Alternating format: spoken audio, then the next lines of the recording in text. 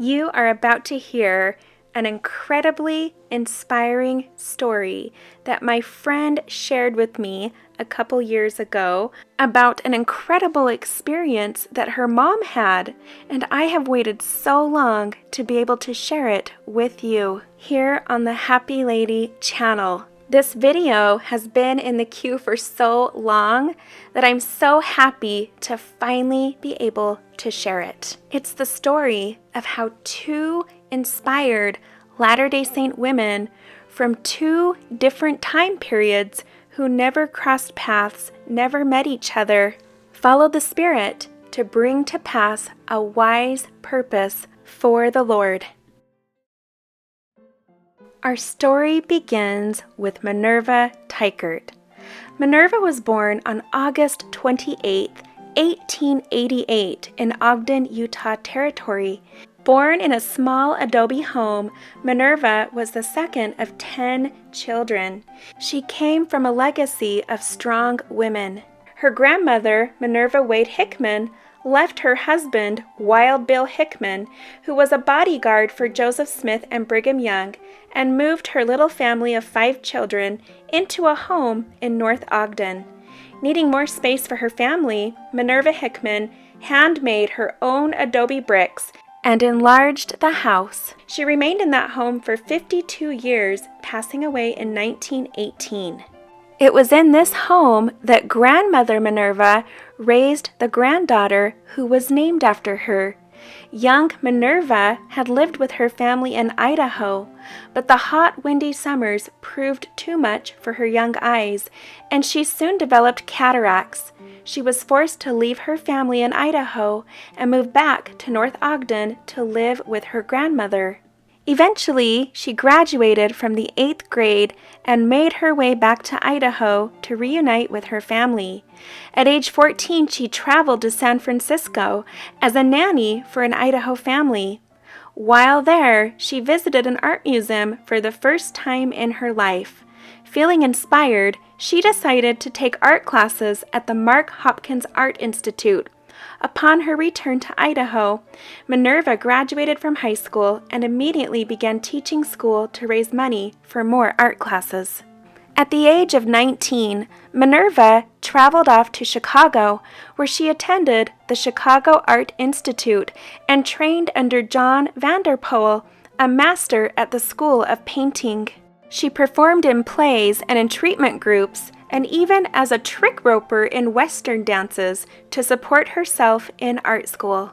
Her art instructor, John Vanderpoel, often criticized her in what seemed unmercifully relentless.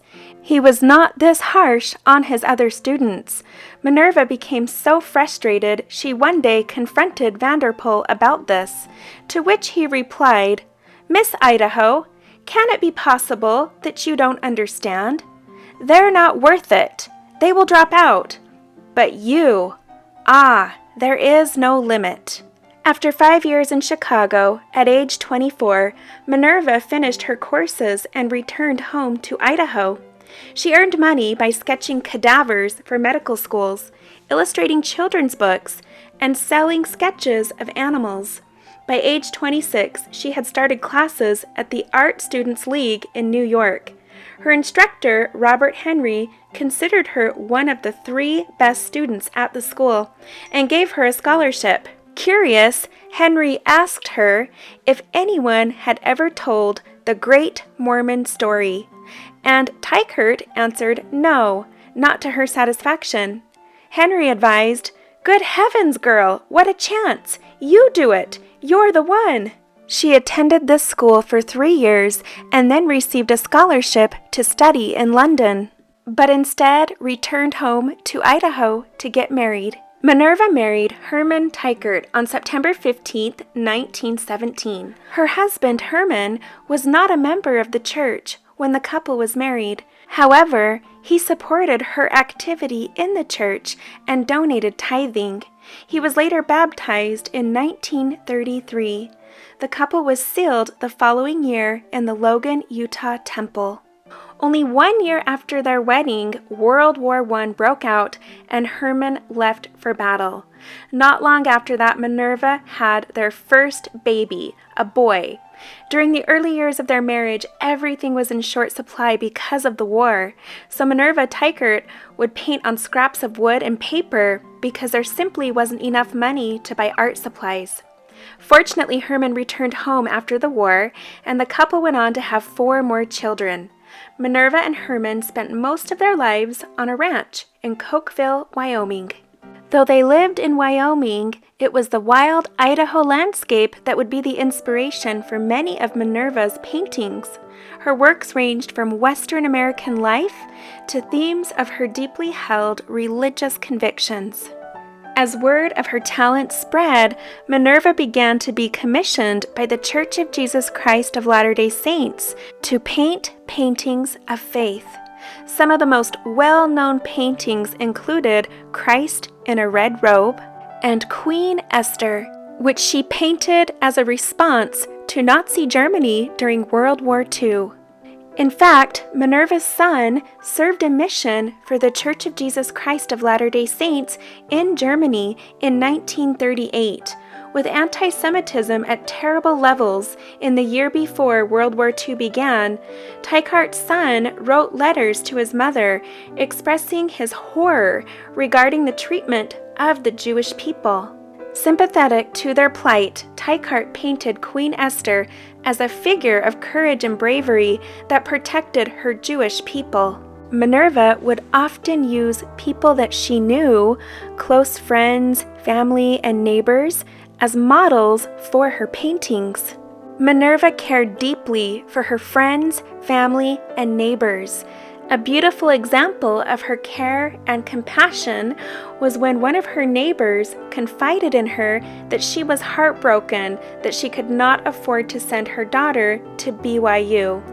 Teichert was kind enough to paint Miracle of the Gulls and gift the money that she made from selling the painting to her neighbor's young daughter for her college tuition. Later, when the girl got married, Teichert gave her another painting as a wedding gift. Minerva often expressed that she felt she had been called to serve her people and church through her gift of art.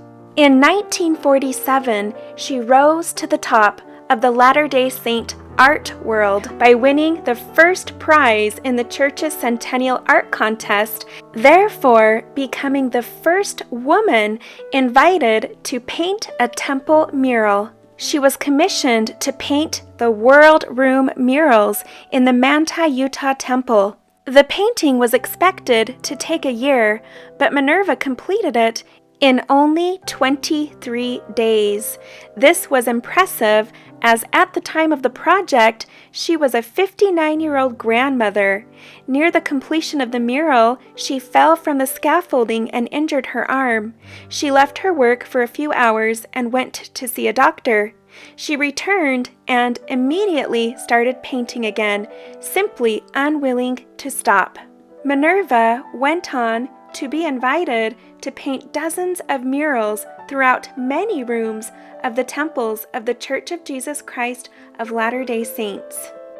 Minerva would go on to paint over 400 murals, including this one on the upper walls of her home depicting the trees and nearby Snake River from her childhood.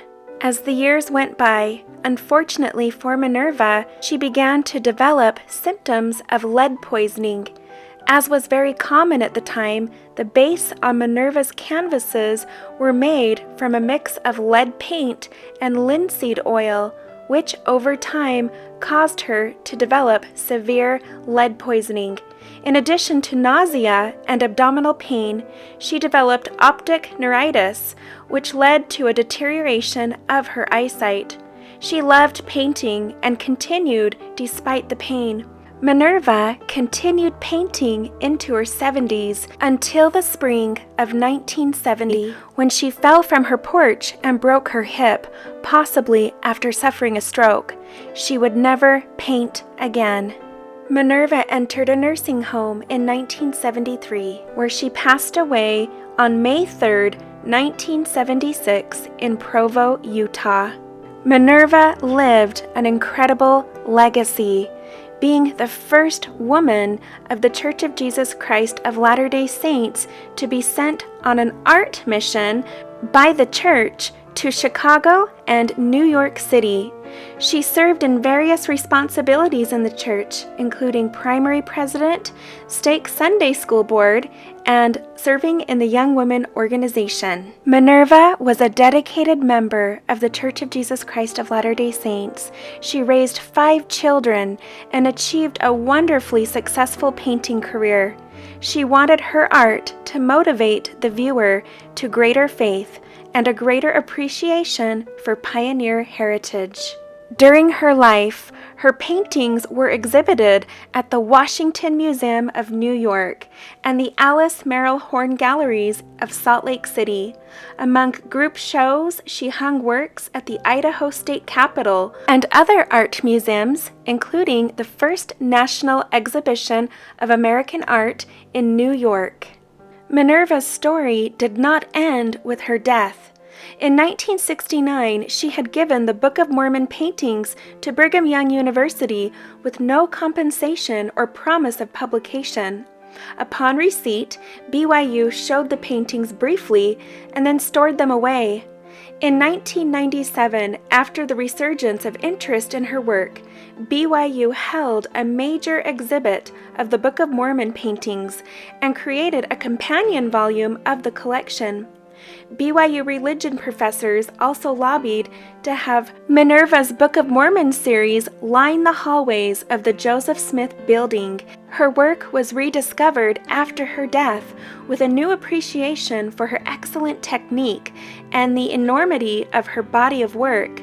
Minerva's works are displayed at the campus of BYU, including the Museum of Art. And today, the original painting on canvas of Minerva Teichardt's Rescue of the Lost Lamb hangs in the Conference Center of the Church of Jesus Christ of Latter-day Saints in Salt Lake City, Utah.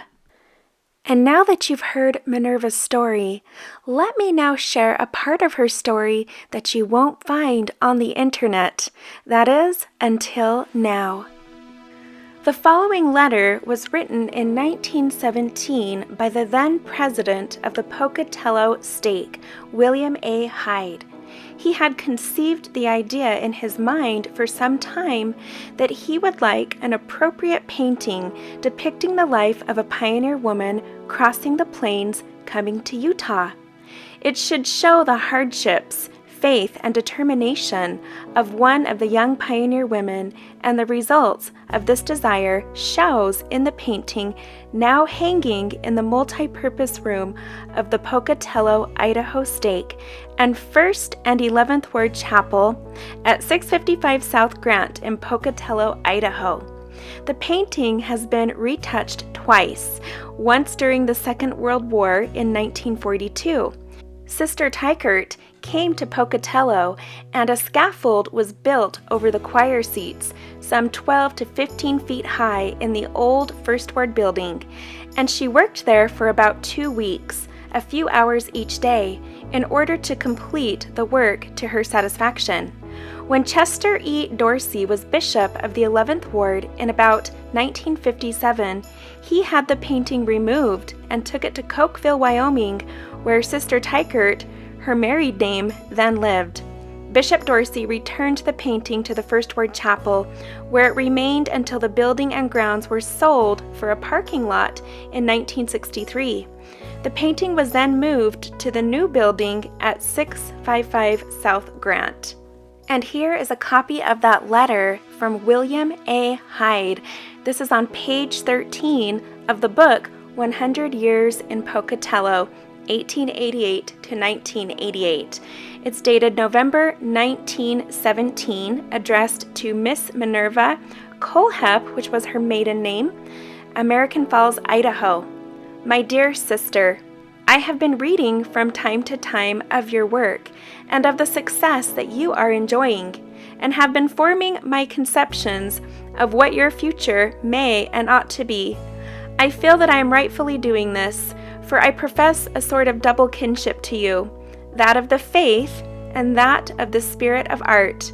I hold myself related to all artists by this token, that in my creation I was given an artist's thought and feelings, but unhappy, left without the means of adequately expressing those feelings. My conceptions are of the mind only, and I am the only one to enjoy them. If I may believe the dream of the poets that by the laying down of the body we leap into the freedom of the spirit to do the things that we desired most in life, then when I go to meet that great band of immortals, I shall immediately call for some brushes and a pot of paint and inquire of Raphael. Then at least I shall be able to express myself. You spoke to me generously one day about giving to the church in Pocatello your services for suitable decoration. I fancied that you looked a little pained when I suggested that it would be a very great privilege for us, provided we could have the right design. I did not mean that you could not make the right design. That was the farthest from my thoughts. But I meant to carry the idea that the Mormon tabernacle in Pocatello ought to have something distinctly Mormon, a theme for the Latter-day Saints. There has been haunting me for several years, at intervals, a subject that is worthy of the greatest genius. In my mind, I have composed the subject again and again, and it is more beautiful each time that I look at it. And if some sympathetic soul who can understand it and has the technical knowledge and the artistic feeling to treat it as sacredly as it should be treated, it would make for that artist's fame, and it would satisfy in me the hunger of my heart. Now let me describe it to you, and if you smile, let it not be in pity for my childishness, for I take you into my heart now as one would take a friend to an inner chamber to view his treasures. If you cannot be impressed with it, look at it reverently and wait until your heart is touched.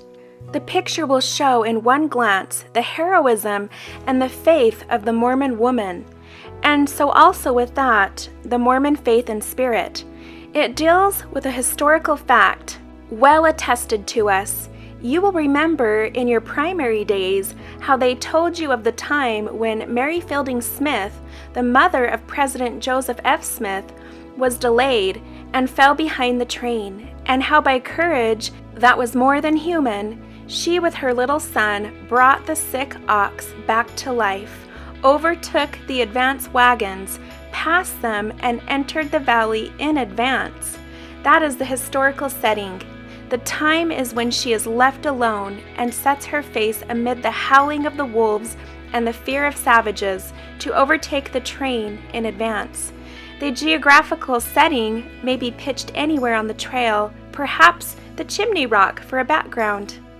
The central theme of the picture I get from Mrs. Butler's roll call, and the title of it, unless some better were thought of, would be Not Alone. You may have seen the original or a copy of the roll call. If not, then this is the idea. It is after the battle. The victorious remnant of the army is mustered for roll call. They stand in their ranks as they did before the battle, except that the dead stand there in spirit, their shadowy forms intermingled. The majority is this devoted band. It is at the same time spiritual and uncanny. It brought Mrs. Butler fame.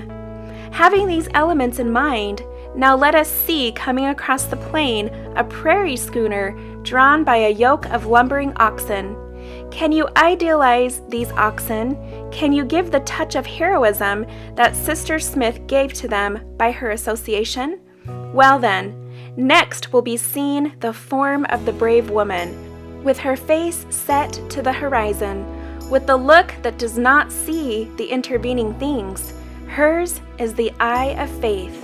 The wind has detached a wisp of her hair from the confines of her bonnet, and it swells her dress, giving life and motion and dignity to her.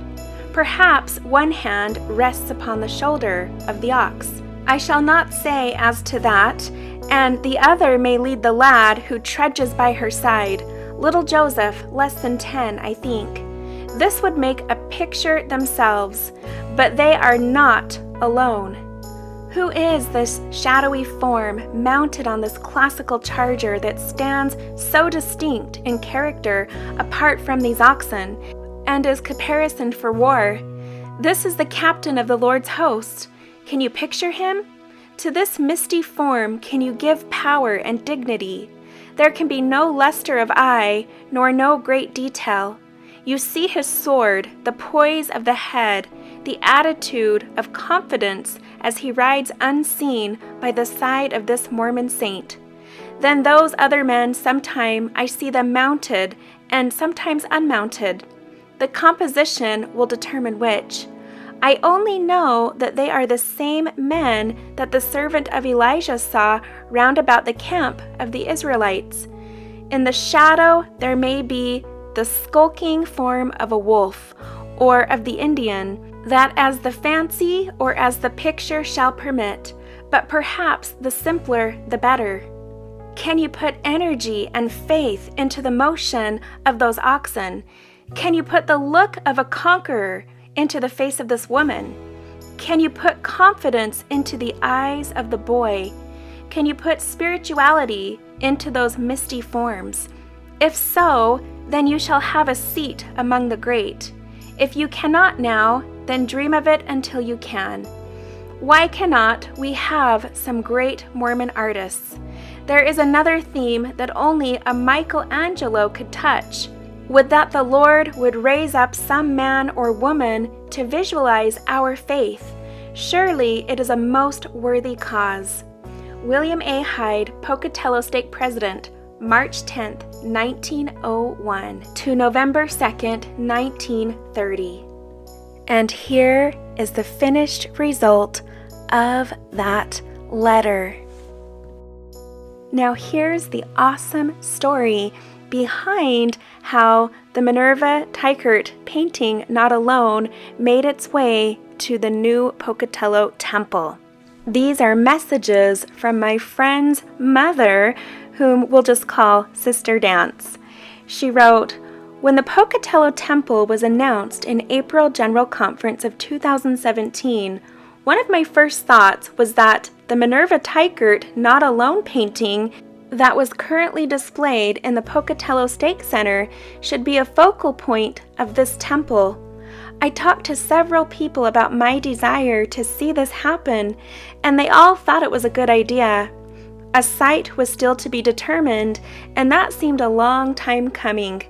On August 11th, 2018, shortly before the site was announced on September 7th, 2018, I sent Elder Larry Wilson of the Temple Department the following letter. Dear Elder Wilson, Pocatello is the home to one of the great Minerva Teichert paintings, Not Alone. This painting was commissioned by Pocatello Stake President Hyde in 1917. It has been in the possession of the Pocatello Stake since then. For many years, it was glued to the wall for security reasons. There is an amazing story about this painting that I would be happy to share with you. In 1988, when my husband was stake president, we wanted to make available prints of this painting to the stake members. The church art director and curators came to Pocatello, and the painting was cleaned and properly framed and taken care of to preserve it. Photos were taken and prints were made by the church museum at the time. I really believe that this amazing work of art hangs unappreciated in the location where it is presently displayed. Most people do not even know who Minerva Teichert is. I really believe this painting needs to be hung in the entry of the Pocatello, Idaho Temple when it is built. I have talked to several people in the stake, including the current stake president, and they all concur with my belief. I think you should do everything that you can to start making these arrangements. Also, since Minerva Teichert is from Pocatello, I would love to have several of her paintings displayed in the temple. I'm sure you are familiar with her artwork and the many temples where it is displayed, and her miraculous painting of the World Room in the Manti Temple. I truly believe and hope with all my heart that you will do whatever you can to get this amazing piece of artwork placed and preserved for all to see and appreciate in the Pocatello, Idaho Temple. Thanks for your consideration, Sister Dance. A few days later, she received the following response from Elder Wilson. Dear Sister Dance, thanks so much for your recent letter about the Minerva Teichert painting, Not Alone, and your suggestion that it be placed in the new Pocatello Temple. I think that is a great idea, and I will definitely pursue it with the architects and designers who are working on that project. Where does the painting hang today? I was in Pocatello 2 weeks ago for my 50th high school reunion. If I had known about the Teichert painting, I would have made arrangements to see it. I would love to do so in the future. Many thanks for making this suggestion. Warm regards, Elder Wilson. She replied, I loved receiving your letter about the painting. It is in the Pocatello Stake Center Cultural Hall on South Grant Avenue in Pocatello. It is hardly even noticed by most of the people who attend church in that building, and it is so marvelous. I am so happy that you will pursue my suggestion. Very sincerely, Sister Dance. Dear Sister Dance, one question that arose was whether there are any restrictions on its placement. They probably would have been agreed to at the time of its acquisition. Would you know if there is anything like that we need to be concerned about? If not, I think this has a very good prospect of being placed in the new Pocatello Temple in a prominent place where it can be enjoyed by many more people. It is being actively pursued. Thanks for the suggestion, Elder Wilson. Dear Elder Wilson, the painting is now hanging in the Cultural Hall of the Pocatello, Idaho Stake and the First Ward, and Johnny Creek Ward Chapel at 655 South Grant in Pocatello, Idaho. The painting has been retouched twice, once during the Second World War in 1942. Sister Teichert came to Pocatello, and a scaffold was built over the choir seats, some 12 to 15 feet high, in the old First Ward building, and she worked there for about 2 weeks, a few hours each day, in order to complete the work to her satisfaction. When Chester E. Dorsey, now passed, was bishop of the 11th Ward in about 1957, he had the painting removed and taken to Cokeville, Wyoming, where Sister Teichert then lived. Bishop Dorsey returned the painting to the First Ward Chapel, where it remained until the building and grounds were sold for a parking lot in 1963. The painting was then moved to the new building at 655 South Grant. To my knowledge, there would be no restrictions on the placement of the painting as long as the original was kept in Pocatello, preferably in the future temple. I spoke with President Smith yesterday, and he definitely feels the painting should be in a prominent place in the Pocatello Temple, where it can be enjoyed and appreciated by a larger number of people that would be attending the temple. He also said that the church contacted him some time back about replacing the painting and taking the original to Salt Lake for the museum. I think this was for safety reasons, as this is a very valuable painting. This is a funny story. My father was a bishop of the 11th Ward for many years. At the time, he told Salt Lake that it was glued to the wall to keep it in the possession of the Pocatello Stake. This was not true. In 1988, the church came and cleaned and reframed it and photographed it for the purpose of making prints of the artwork for the centennial celebration of the First Ward. I am sure that the Church of Jesus Christ of Latter-day Saints owns the painting and all rights to the painting, including where it should hang, but that is exactly why I am petitioning for it to be hung in the Pocatello, Idaho Temple. I really believe that this painting was preserved in Pocatello for this purpose. Thank you for all you are doing. Very sincerely, Sister Dance. Dear Elder Wilson, I was so happy to receive your letter. I am going to forward to you by mail some of the file information I have on this painting, including the letter written by President Hyde when he commissioned her to paint it. I am just so excited that you are willing to pursue this. Very sincerely, Sister Dance. Now she went on to say, while telling this story, she said, "These forwarded items are attached and I believe are already in the stake history. That was my last correspondence with him. The next year at the open house, President Smith heard some rumblings that they might not be able to use the painting in the temple. I was so sad, but decided I had probably done all I could. On June 4th, 2020, I received a call from Arch Williams, the temple art manager, wanting to meet to view the art and determine how and when it could be removed from the stake center and taken to Salt Lake to the church museum to be cleaned and framed suitably for the temple. I was ecstatic. I told him how I had thought the art had been rejected and was not going to be used. He apologized for not keeping in touch, told me that Elder Wilson was no longer head of the temple committee, but had forwarded the file with my letters to him. He told me that the art had been specifically approved by the first presidency to be used in the temple. That because all art becomes the property of the church museum department, they usually have to approve the dispensation, but that had been bypassed by the first presidency. On June 5th, I wrote the following to Brother Williams. It was more than wonderful to talk to you this morning and hear that the Minerva Teichert painting, Not Alone, will be used in the Pocatello Temple. I have always believed that it had been kept here in Pocatello for just this time. I was so sad when I thought it had been rejected, and so you can't imagine how happy I was to get your email yesterday. I forwarded your email to him and spent time with him last evening. He said he would contact you.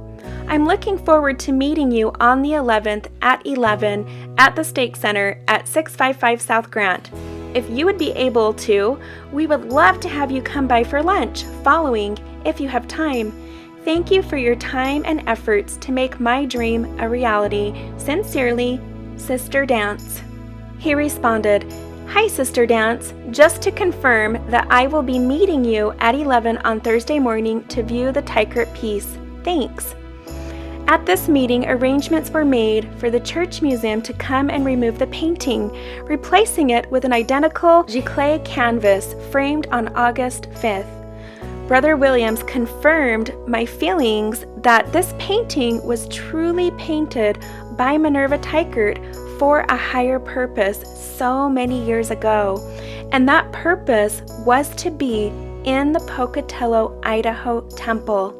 He felt sure that she had found someone that she knew was a kindred spirit and would help the painting get to its rightful place. On August 5th, 2020, the crew from the church museum arrived in Pocatello with a moving van, Secret Service, and 5 professionals that removed the original art, replacing it with the giclée.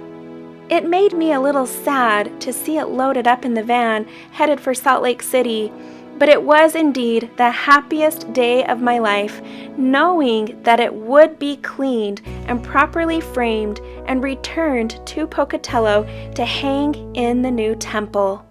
And here are the incredible behind-the-scenes pictures of the moment when they framed the painting and hung it in the temple.